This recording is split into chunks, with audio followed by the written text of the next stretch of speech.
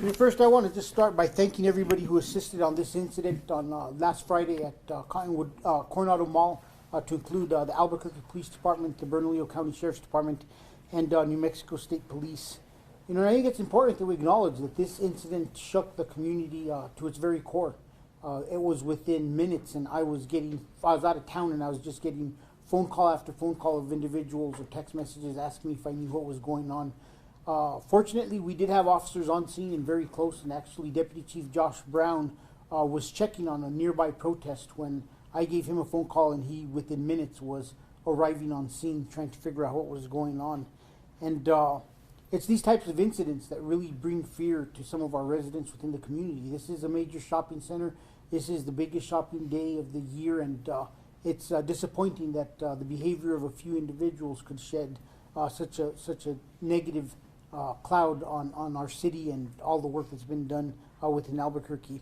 We're thankful that nobody was injured during this shooting at the mall and or during the mall evacuation, as we looked at video on how individuals were evacuating, and that's part of why we're here today, is we want to give some explanations and make sure that individuals know different terminologies and make sure we know how to get this information out, because like I stated, it came in as an active shooter, and it truly doesn't meet the definition of an active shooter, and a lot of protocols went into place, and we're working to get more information out sooner. We will be working with the state legislature to see if we could get additional funding. I think it'd be important for us to have Shot Spotter available at all of our major shopping districts, whether it's uptown or the Cottonwood area on the west side. Although this wasn't an actual active shooter, we wanted to take the opportunity to educate the public, like I stated, on this situation and how different situations are handled.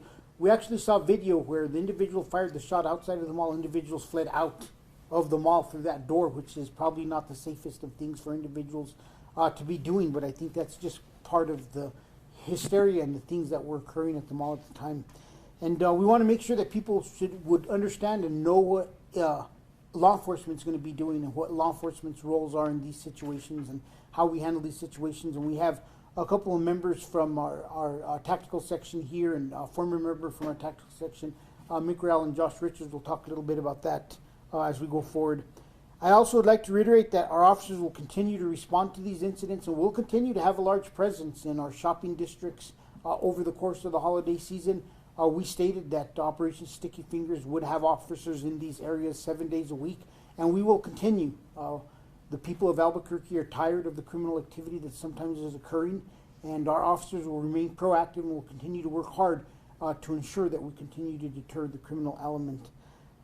It's sad that there is a sense of fear in our community, and that sense of fear comes from a few criminals who are loose in the community, who in reality, time and time again, when we do these news conferences and we talk about these critical incidents, we look and there would have been hope that at one point in time this individual would remain in custody or actually gotten resources and help from the last time they were in custody to make sure that they didn't continue down the same path. Although this is a young individual involved in this situation, we've had our struggles. We've talked about the accountability for those at a young age. I applaud the DA. I saw yesterday he was talking to young kids about the dangers of firearms and what these firearms and the impact they have on the community. But with more on the specific incident itself, I'm going to go ahead and turn it over to Commander Kyle Hartsock, and he's going to give an update as to where we are on the investigation and how everything rolled out. Thank you. As Commander comes up, we will play 3 quick videos on just the surveillance footage.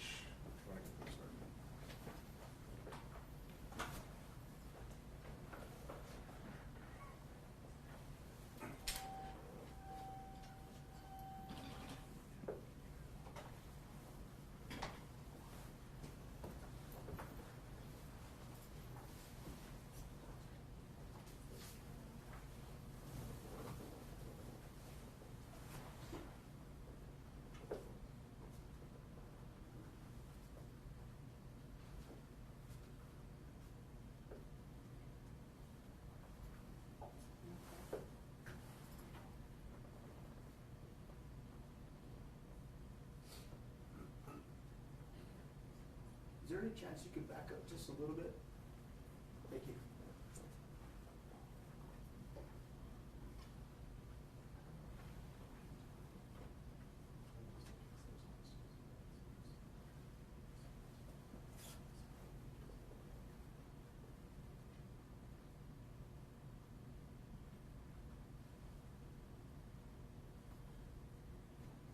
Commander, if you want to comment on any of it as it's going.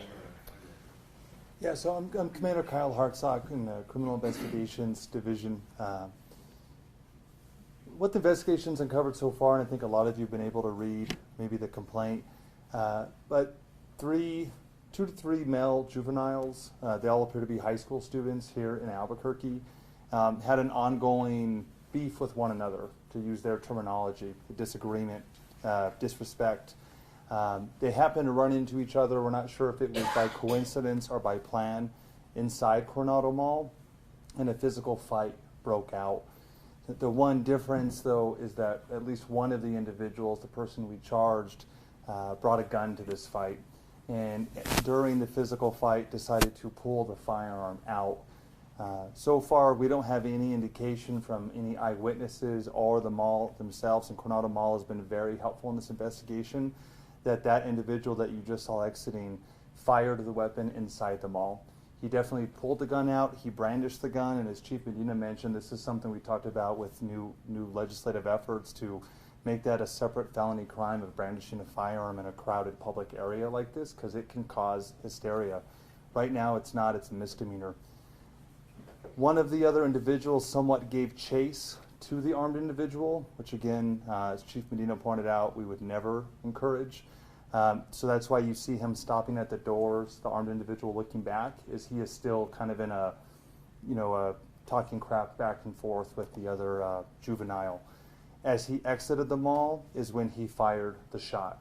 So the shot was fired just outside the entrance, somewhere in that courtyard area of Coronado Mall. And detectives that night, with the help of AFR, were able to locate a bullet hole in the Coronado sign actually affixed to the building. We did recover, I think, at least a partial projectile from the sign and documented the damage to it, which is the subject for the basis for the charge of shooting an occupied dwelling. The crimes that happened inside were all essentially misdemeanors, but you can see the hysteria that gets caused right when that shot gets fired. The male individual was seen on video then exiting the parking lot, not in a car, just on foot. And since then, we did receive a call for service nearby this area where we believe we have recovered the possible firearm that was used. It was thrown into a bush, is what it looks like. An unrelated witness discovered the gun and called us. We've collected it. It's still under investigation. If it's definitely the weapon that was used, we believe it is the weapon that was used. We don't have any information on its origins just yet. That's still under investigation, but we plan to aggressively pursue that, as well as where did this freshman in high school get this gun.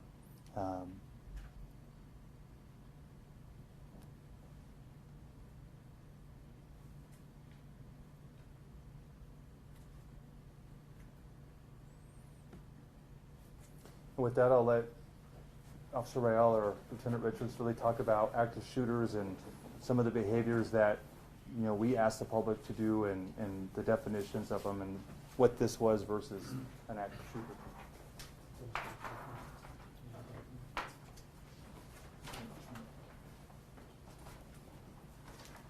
Can you stand by the podium, please? Yes.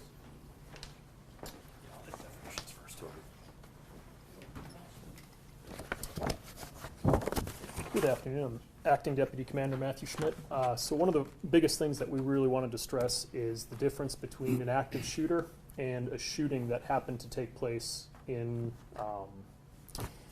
a populated area. So the definition that the department subscribes to for active shooter, which is also the same one that the FBI uses, Department of Homeland Security, the U.S. Department of Education, is an individual who's actively engaged in killing or attempting to kill people in a confined and populated area. So in this instance, and I know it's been brought up several times, this isn't meeting the definition for an active shooter because there was a fire, a round that was fired, but it wasn't something where somebody was attempting to cause mass casualties. It wasn't something where they were actively attempting to kill people. So this was a shooting that took place in a populated area, but it wasn't something that we would consider or the federal government would consider an active shooter. So with that, I'll turn it over to Officer Rael. Good afternoon. So One of the questions is what to expect when we have a situation like this, whether it's an actual active shooter or a shooting in a populated area. The problem that we run into is we have people's perceptions. They perceive that it's an active shooter, or it may be labeled that or identified as that at the onset, and their perception may become their reality. And then you saw that in the video, and we certainly saw it on that day, is large groups of people running or trying to escape the area, trying to hide. And so what we want to kind of explain is, what is our response going to be from the law enforcement side? And certainly our response is what you saw that day, was to introduce officers into that area as quickly as possible, with the overriding goal for us is to stop that activity or stop that action as quickly as possible. How are we going to stop it? We're going to stop it by either overt surrender. We're going to stop it by barricading the subject and then turning it into a tactical activation, or by some sort of force, some use of force. Again, we want to contain these in the least amount of force possible. That's our goal. But we need the public to know that we are going to respond immediately. We're not going to wait. We're going to form up in teams of 1, 2, 3 as quickly as possible, and we're going to be moving towards that threat. How we're going to identify that threat is through visual ID. We see something, we have a cue, an audible cue, we have reports of gunfire, we can actually hear it, or we see people running from a certain direction, or intelligence-based cues. They're giving us, we have citizens on scene that are telling us where the bad guy is, or where the danger or threat is, or we're getting that through dispatch from calls for service or through mall security in this case. So we're going to be moving as quickly as possible and as safely as possible to that threat immediately. So that's going to be consistent, whether it's at Coronado Mall or whether it's at a church or school. This is our direct threat ideology. So with that, what we're going to be asking of the public is to aid us in this. So as you saw, we had people that were trying to escape the building. They're trying to flee. So what we need from the public is to, when they are leaving, if they're trying to escape, to have their hands up and clear, especially if they're exiting doorways. So if they're inside the mall in this case and they're exiting a doorway, whether it's a fire exit or a main entrance, the officers that are arriving to assist with the situation, they haven't been able to identify who the bad guy is in this case, or who the potential shooter would be. So we have to make that threshold diagnosis quickly as those people are exiting. What will aid us in this is to have your hands up and empty. We don't want you to have a phone in your hand. We don't want you to have anything in your hand, no purses, no bags, so that we can readily identify that you are not a threat as you're exiting that building. That'll help us to clear that venue as quickly as possible. We'll be able to bypass those individuals and move directly to that threat or that danger area that we believe that the suspect may be at. Lieutenant Josh Richards, Special Operations Division Tactical Section. Let me just piggyback on that. When my officers arrive on scene, we're going to develop into small groups. We're going to insert them into that situation if there is still an active threat. And then they are going to go point threat. They are moving directly to that threat through some sort of stimulus that they observe, they hear, or that is being given to them through intelligence from security, the incident commander that's on scene. For the public, the best thing for them to know is that they are not going to be stopping to discuss with the public. So we need their hands up. We need them to follow the concise directions they're given, and then understand my officers are moving past them. That is not because we don't value what they have to tell us or we're not concerned for them, but my officers are going to contain that threat and to stop that threat. If we can contain it, we'll move to our barricade procedures.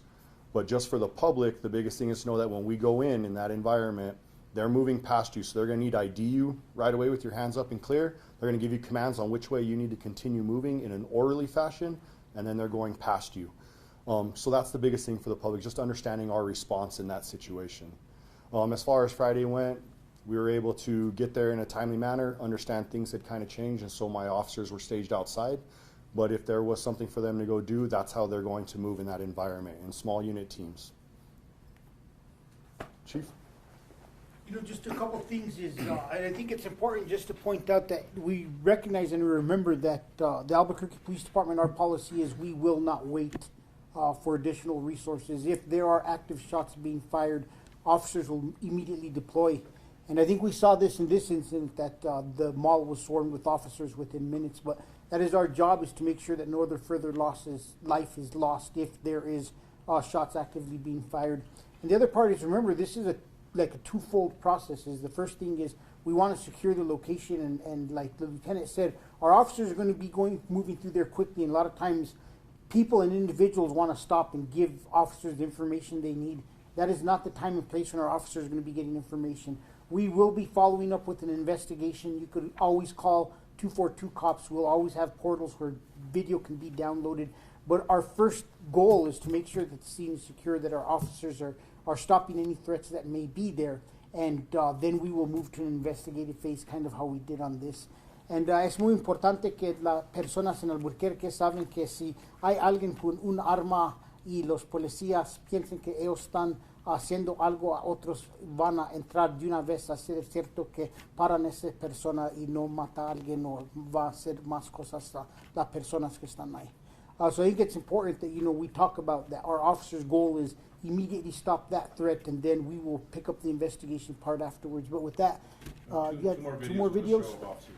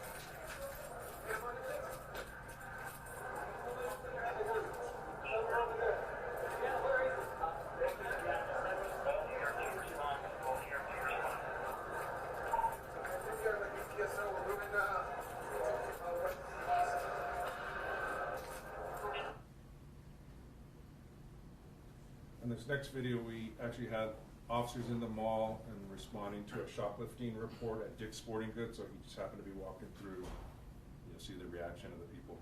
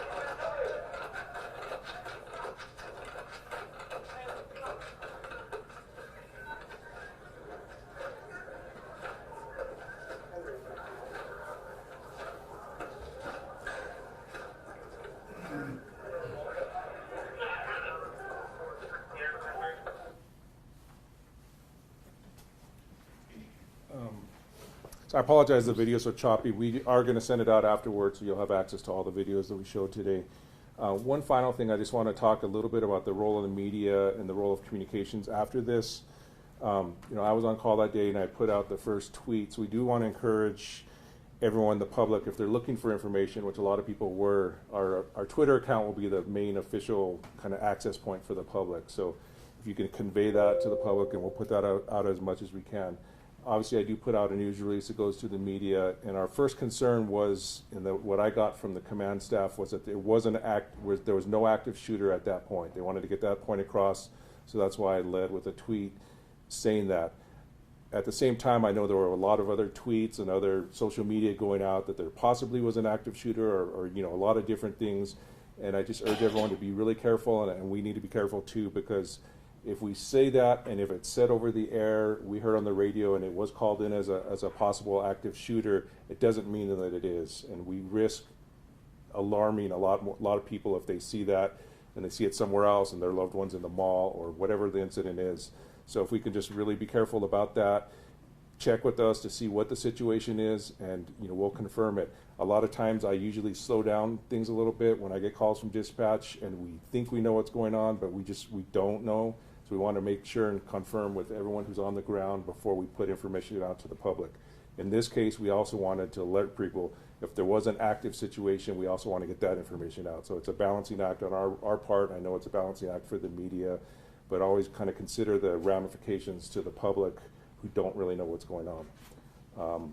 And with that, we'll take any questions. What do you recommend people do if it is an active shooter? I know you guys talked about having your hands up and clear so officers can know you're not a threat, but is it still like the run, fight, hide mentality that we've been taught? We'll let Officer Al talk a little bit about that, but the one thing I will say is, as difficult as it is, take a breath and listen and see. Because people run in a lot of different directions. The last thing you want to do is go in the wrong direction as to where you're actually putting yourself in danger. As we see, there were a group of individuals who actually came out the door where the shot was fired. So, take a deep breath, kind of get your bearing and know exactly what's going on, and then Mick can fill you in on the rest.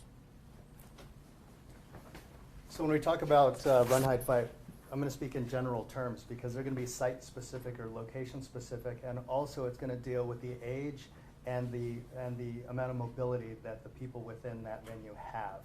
So it's hard to tell, kindergartners we're going to run, hide, fight, right?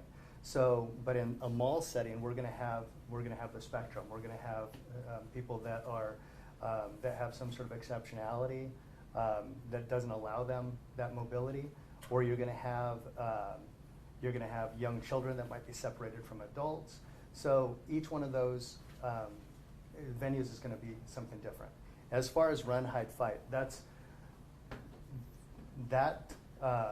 system or thought process is still valid. So if you have the ability to get away from the danger, move away from the danger as quickly as possible. If you have the ability to shelter in a location that affords you barrier protection, you're able to lock it or barricade it, and you're safer in that area than going outside into the unknown, then certainly we'd want to do that. Fighting as a last resort, if you are faced with a situation where you can't run, you can't hide, and you can't barricade someone, and the bad guy is right there, danger close to you, then we ask you to be decisive. Know what you're going to do.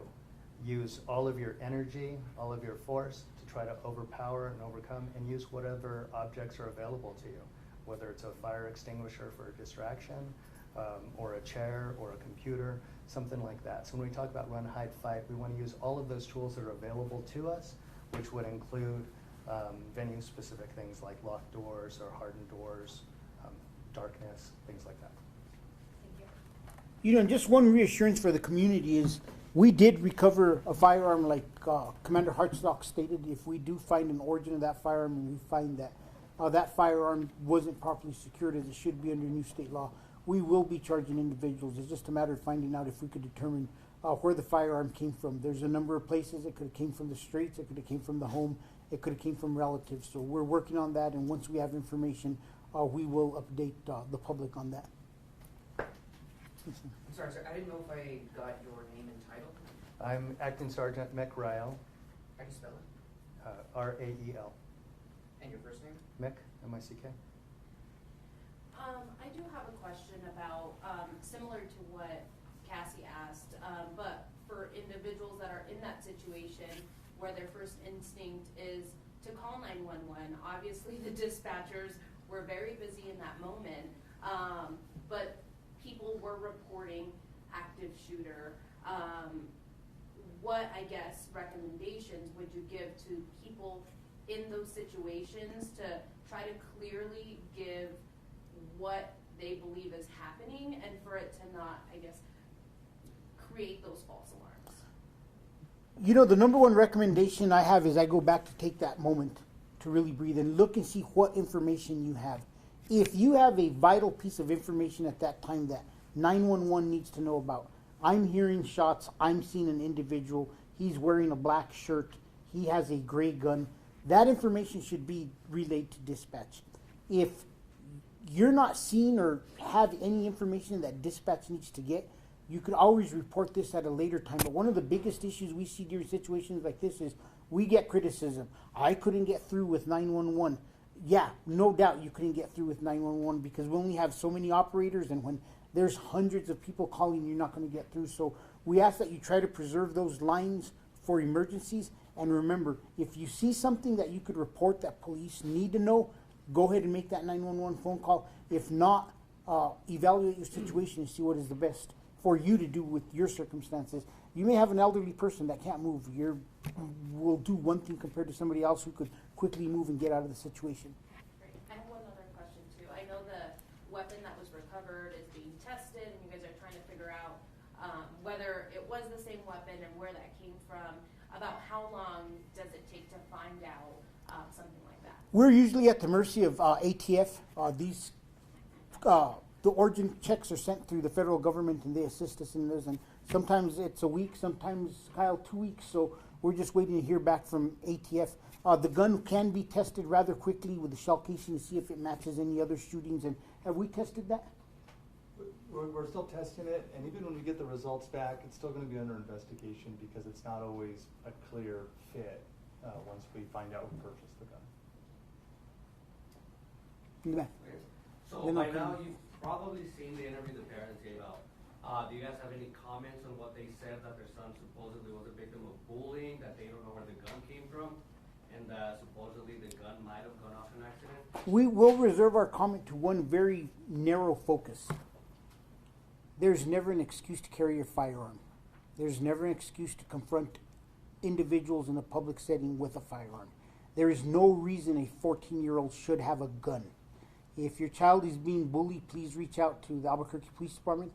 We now have the Community Safety Department. There are resources, there's mediation, there's a lot of processes in place to try to help an individual, but there is no reason for somebody 14 years old to try to resolve a situation because of they're being bullied, and the answer is not shooting and killing somebody. Yes? So after the shooter ran out of the mall, we know that there was a PCSO lieutenant who also ran after. Do we know how the shooter ended up kind of just getting away where they escaped to? I have no idea. Do you, Kyle?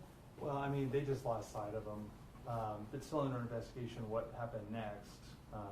But, you know, the parents also told us in their news interview last night a little bit of that story. So. And one more question. We also see in that one video that the kids run past two security guards. You know, the security guards may have not known what was going on, but was that kind of a moment for them to perhaps, you know, engage in something?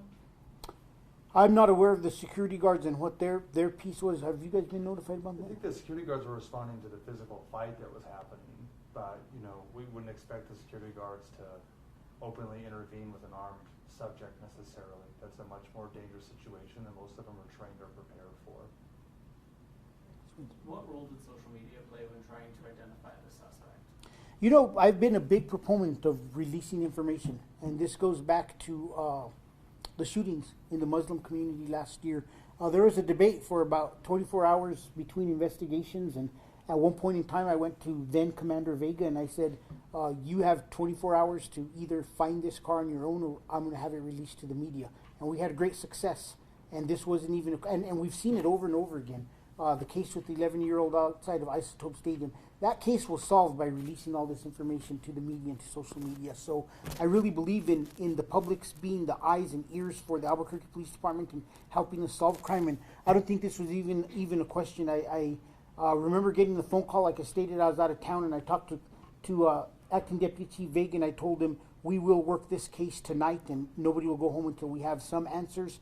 And I think a little later that night I said we are not holding on photos. If we have photos, let's release them to the public as soon as possible. So we will continue to utilize the media. I thank you all for that because you do get the word out and it does assist our investigations. Yes? Was there any looting at the mall after all this happened? We heard talk about that. Can you confirm that? I have not heard any indication of any type of looting at the mall afterwards. Yes, sir.